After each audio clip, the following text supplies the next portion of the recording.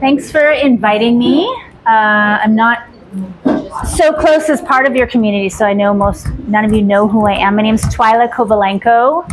I work as a teacher, educator, coach, all about helping people be more connected to their bodies and understanding why that matters so much. And we're going to talk about one reason tonight, and that reason we're going to talk about rest. I don't, it's overwhelming. Yeah. And if I don't, I just felt I was burning out Yeah. in time. Yeah. And so This is huge. It's a huge thing. Same. Just looking at the list alone, you're not even like, oh my God, I forgot about my mental health today. Like I forgot about, all that stuff. There's just so much going on and your day's so busy and so jam-packed that when do you stop to think, oh, have I had time to replenish my social needs, Well, that's why you came today. That's why I was Okay, today. aware of it, so it's good to know. So it sounds like, this, Terry asked the question, why? I don't think anybody put their hand up. One person half hand saying they felt rested. So why don't you have enough rest? I mean, for you, it sounded like time. There isn't time. Yeah, I have a puppy, I have 2 kids, I train 5 days a week. It's crazy, so it's just nonstop go. Nonstop go. Yeah. Yeah. What about other reasons why? Any other reasons why you don't have enough rest in your life? To be very honest, I prioritize the wrong things. You don't prioritize rest.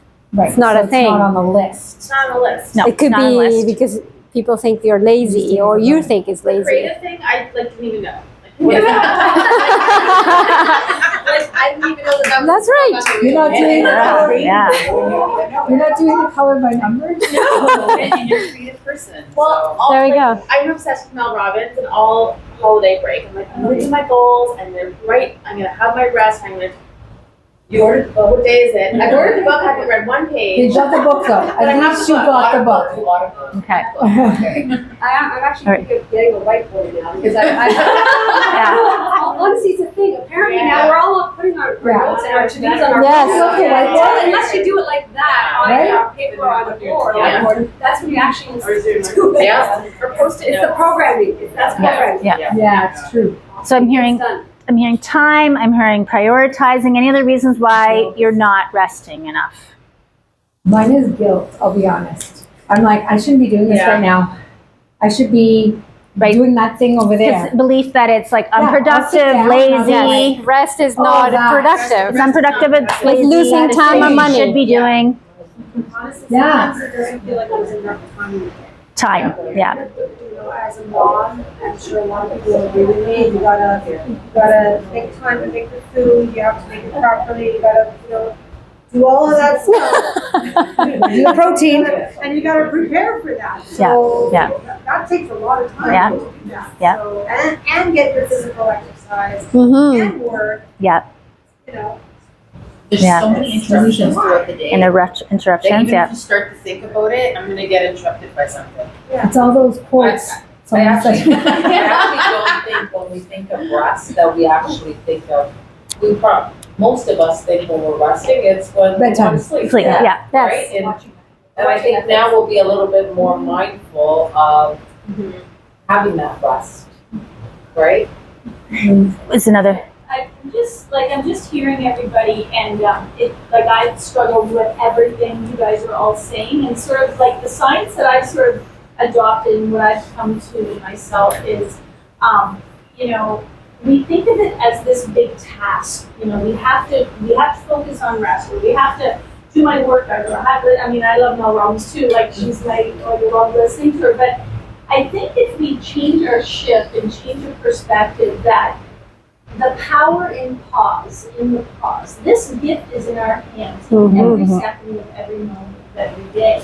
So I think we need to start really, really small. And there's an incredible you're going exactly where I was going with this, so thank you. incredible gift with one conscious deep breath. If you can pause one time in your day and just take a conscious, deliberate breath, you are being in a It's amazing that you will see if you start with a crumb like that and you do that once a day, that's success. Yeah. And then tomorrow, try it again. And if you want, like you can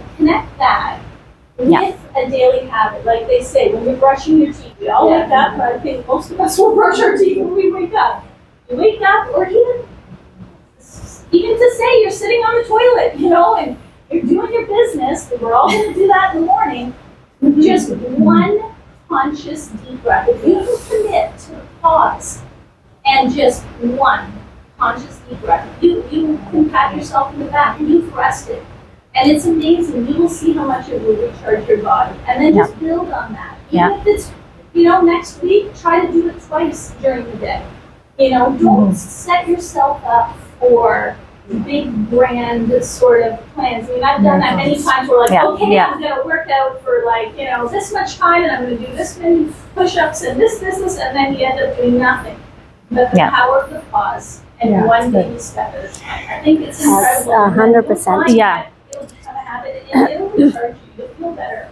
You'll feel amazingly rested. I think in China, there's a lot of studies done where people at work will actually put their heads on their desk and sleep, even if it's, you know, 2 minutes or something, or just lunch, and it recharges them. It's amazing. It goes a long way. Well, and so thank you so much, Louise, for introducing that, and we're going to cover that a little bit more. And I wanted to back up a little bit in terms of the reasons why you're not resting, and you know, and nobody said this exactly, but feeling like, you know, you have to deserve it, you know, like once you get all the stuff done and then, you know, then you're allowed to have Rest it. is a reward now in our world. And I'm going to tell you the biggest reason you're not resting enough are your beliefs around rest. Mm-hmm.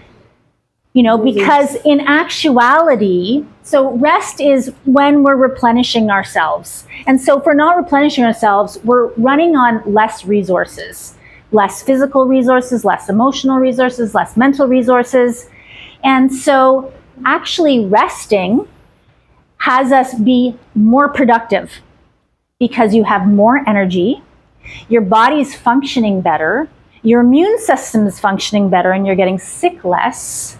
You have more mental capacity, you're able to do things faster and more efficiently. You're more emotionally resilient. And so it's so backwards that we think, oh, I just have to push myself, then I can rest. But we take so much longer doing it because we're running on fumes. And so the biggest barrier are our beliefs around rest and believing that it's this frivolous thing when it's actually essential. You know, we have to be fueled to show up for all these things in our lives. Otherwise, we're giving we're running on 10%, we're giving 10% to the things that matter to us instead of 85%. So we're actually not even, you know, we're not giving all the things we just, you know, think we are because I'm so busy or whatever. Mm-hmm. And so a big shift is thinking, you know, really understanding how essential it is. And then going to what Louise was talking about is that rest, you know, is not this needed to go on vacation for 2 weeks or even taking a full day. It's a moment. It's a couple minutes.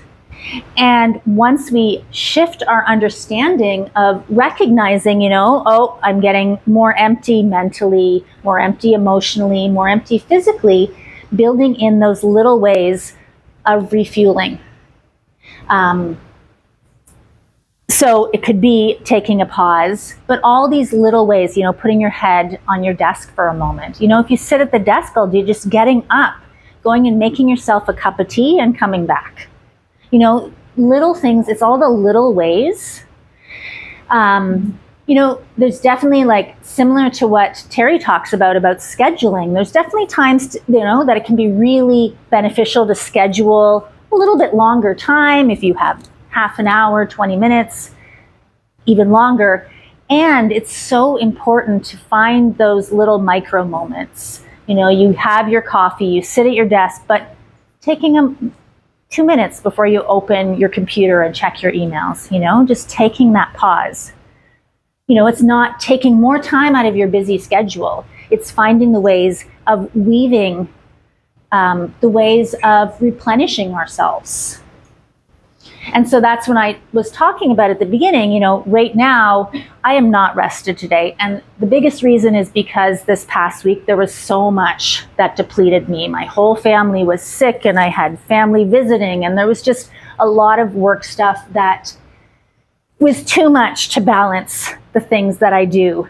And I was entertaining on my family and didn't get to have those little things as well as I normally do. I think the pregnancy is also just an extra depletion. But even so, like most of this pregnancy, I've been pretty rested because I make sure. And the other really important thing is that there's no one size fits all. You know, what I find replenishing is really different for every one of you. For example, we went out to a busy museum and then out for dinner with friends on Saturday. And it was loud and my toddler's running around and the kids were screaming and then we went to this restaurant. And so for my husband, you know, he loves that. That nourishes him, being around people, getting to be out and around. I'm so sensitive to sounds and also a lot of the running after the toddler. That for me, that's, you know, that depletes me. I mean, there's a little bit of, you know, time connecting with friends, but overall it was more depleting, right? And so it's, add to that because, sorry. no, yeah, of course. Because women are multitaskers and men are single taskers. So the rest thing they've got hands down. We are doing all that. And so it's harder for us to quiet our mind and actually rest because we've got so much going we need to be doing everything. Yeah. I have something else to add, and Yeah. you're reminding me of when my kids were young, like when they were toddlers and I took them on vacation. It was more like relocation. Like you go there thinking you're gonna rest and relax, and meanwhile everything's not as you're used to, and you end up working triple the time that you typically work at home, and you're like, this is not a vacation. Yes. So, No. Yeah, night. vacation with kids is usually not restful. No. It's usually the opposite. It can be nourishing in other ways, but not restful. I was just gonna say, just making me think of when you were saying how you had a hard week and, you know, this child was sick and this and this and this.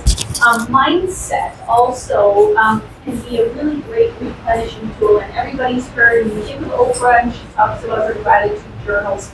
You know, I find that, you know, when you're really having a really shitty day and things are going bad, really when you take that pause and take that conscious breath, you really try to focus on, okay, what's going good in my life? And, you know, there's always something to be grateful for. We've all heard the quote, and it really is true. And it's amazing that if you stop and think, 99% of the time, things could be worse. You know, so I think if you remind yourself of that, that kind of says, ooh, okay. Okay, now I can go again. And it's almost replenishing when you have that gratitude mindset. So that's an important thing. Well, it is also an act of rest. Like, you know, you're, you know, replenishing yourself mentally, emotionally, perhaps spiritually. Yeah. Just to stop and consciously think, okay, wait, what am I grateful for? What's one good thing? There's one good thing I can do. Yeah. And so these are some of these, and I'm curious now that we've talked about, you know, all these different areas of rest, and Louise has had some examples of little things you can think of that can weave in your day that aren't, you know, taking a day at the spa, you know, because actually that, you know, we can't do that all the time.